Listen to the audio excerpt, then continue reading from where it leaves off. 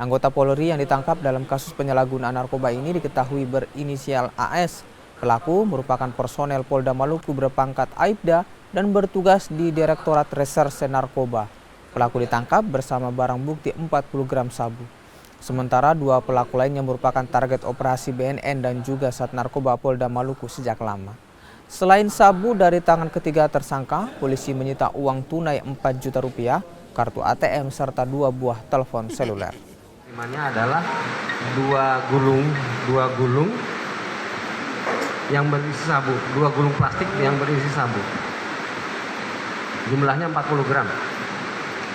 Nah, oleh pemilik yaitu tersangka R, saudara R, itu sudah didistribusikan kepada para pemesan. Sisanya ini 13,85.